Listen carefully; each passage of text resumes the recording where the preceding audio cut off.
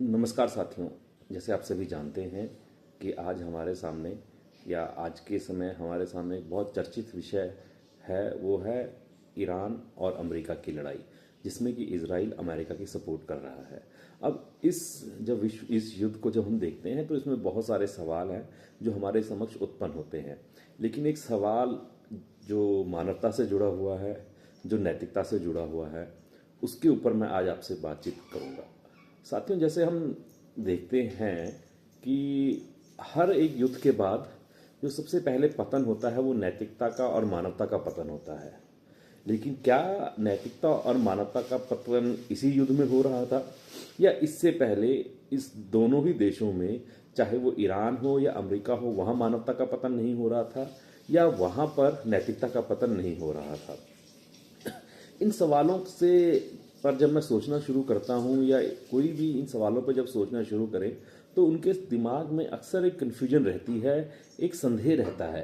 कि जिस प्रकार की राजसत्ता, जिस प्रकार का राजतंत्र, जिस प्रकार की तानाशाही कहें, या जिस प्रकार की राज व्यवस्था ईरान में थी, वहाँ पर कहीं भी महिलाओं के लिए या किसी एक आम नागरिक के लिए आज़ादी तो नहीं थी, कोई स्वतंत्रता नहीं थी। उनके अधिकार बहुत सीमित थे। उनके अधिकारों की वो बातें तो नहीं होती थी। अभी कुछ दिन पहले वहाँ पर प्रोटेस्ट भी हुए, वहाँ पर मूवमेंट्स भी हुई, और वहाँ पर सीधी भाषा में अगर कहें तो थियोक्रेसी या एक धर्म का शासन था। लेकिन जिस प्रकार से अमेरिका ने वहाँ पर हमला किया, या अमेरिका ने इजराइल की सपोर्ट के साथ जिस प्रकार से वहाँ पर अभी वो कर रहे हैं, लेकिन वो भी जायज़ नहीं है। तो एक क्वेश्चन या एक सवाल हम सबके माइंड में रहता है कि एक धर्म का शासन भी सही नहीं है, लेकिन जो लोकतंत्र के नाम पर जो टॉर्च बेरर बने हुए हैं डेमोक्रेसी के, अमेरिका वो भी सही नहीं कर रहा है। वो भी अन्य देशों के ऊपर अपनी तानाशाही जाहिर कर रहे हैं, या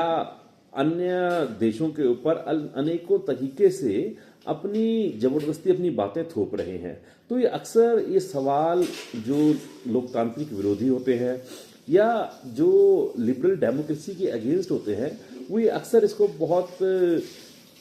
अपनी पॉलिटिकल प्रोपेगेंडा के तहत प्रेजेंट करते हैं कि देखिए डेमोक्रेसी सक्सेसफुल नहीं है, डेमोक्रेसी की अपनी समस्याएं हैं, लिबरल डेमोक्रेसी की अपनी समस्याएं हैं, इस करके हमें लिबरल डेमोक्रेसी की जगह अन्य जो अवेलेबल मॉडल ऑफ डेमोक्रेसी है, नॉन लिबरल या नॉन डेमोक्रेटिक मॉडल है, उनको अपना लेना चाहिए। तो ये एक सवाल रहता है कि क्या जो अमेरिका की जो प्रयास है, या अमेरिका पिछले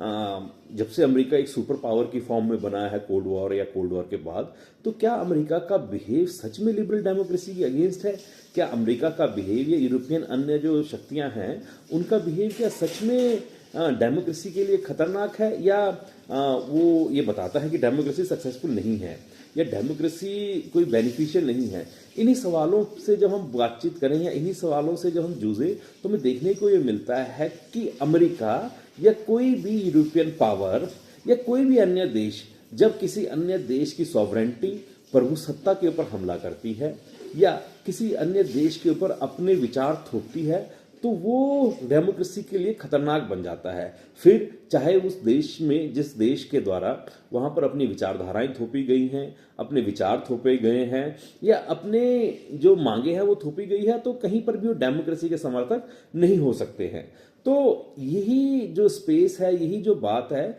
ये हम सभी के लिए एक ओपिनियन बनाती है, ये एक विचार खोलती है कि आप लिबरल डेमोक्रेसी के नाम पर पूरे वर्ल्ड ओवर में अपने विचार नहीं थोप सकते हैं। आप कहते हैं कि हम वर्ल्ड की सबसे बड़ी डेमोक्रेसी हैं,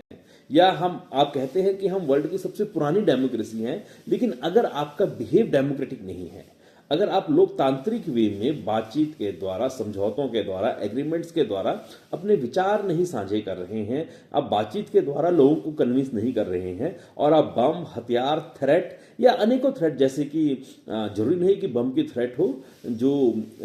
इकोनॉमिक थ्रेट्स होती हैं, इकोनॉमिक सैंक्शंस होती हैं, उनके द्वारा अगर कहीं पर भी अपनी बात करें तो आप डेमोक्रेटिक कंट्री किसी भी हालत में नहीं है, या आपका बिहेव डेमोक्रेटिक नहीं है। जैसे लिबरल, जो क्लासिकल लिबरल कहते हैं कि डेमोक्रेटिक लाइफस्टाइल है ना, तो डेमोक्रेटिक लाइफस्टाइल ये कहीं भी नहीं है, ये कहीं भी डेमोक्रेटिक बिहेव नहीं है। तो यहीं पर हमें, अगर इन सवालों को हम पॉलिटिकल थियरी में या पॉलिटिकल साइंस में सोचने की कोशिश करें, तो वहाँ हमें ये देखने को मिलता है कि डेमोक्रेसी को सिर्फ और सिर्फ अभी भी 17वीं या 18वीं शताब्दी के अनुसार सोचना हमारी भूल होगी कि 17वीं 18वीं शताब्दी में जो यूरोप में या अमेरिका में कहा जा रहा था वो डेमोक्रेसी होगी, तो वो हमारी भूल होगी।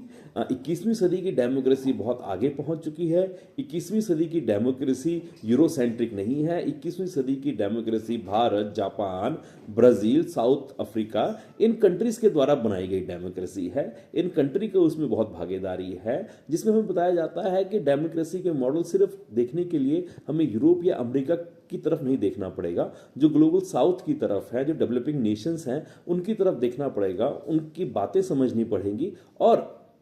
कोई भी कंट्री जो डेमोक्रेटिक वे के साथ काम करती हैं, डेमोक्रेसी के साथ बात करती हैं, वो डेमोक्रेटिक बिहेव है या वो डेमोक्रेटिक लाइफस्टाइल है। तो मैं अपनी बात इसी पॉइंट पे कंक्लूड करूंगा कि अमेरिका के बिहेव या रशिया, यूरोप की किसी कंट्री के बिहेव से आप डेमोक्रेसी की आलोचना ना करें, किसी भी तरीके से उसे डेमोक्रेसी की खामी ना माने। ठीक है, बेशक एक कंट्री में इलेक्शंस होते हैं, वो अपने आप को क्लेम करें हम डेमोक्रेटिक है, लेकिन अगर कहीं पर भी उनका बिहेव डेमोक्रेटिक नहीं है तो वो डेमोक्रेसी के अगेंस्ट है। इसी के साथ साथियों, मैं ये बात करता हूँ कि कल मैं प्रयास करूँगा कि आपके साथ जो बातचीत करूँ या आपके साथ जो अपने विचार साझे करूँ, वो कुर्द विषय के ऊपर बात करूँ, क्योंकि अभी जिस तरह की खबरें आ रही हैं, वो खबरें ये आ रही हैं कि अमेरिका जो है कुर्द का इस्तेमाल ईरान में कर सकता है। तो अब कुछ 3-4 सवाल हैं जो मेरे जहन में हैं, जिनके ऊपर मैं आपसे बातचीत करने का प्रयास करूंगा। पहला सवाल ये होगा कि कुर्द क्या है, क्या ईरान में जो कुर्द आ रहे हैं उनके उद्देश्य ईरान में इंटरवीन करने के क्या हैं, और क्या ईरान में इंटरवीन करने के बाद उनकी जो मांग लंबे समय से रही हैं वो मांग पूरी हो जाएंगी। धन्यवाद।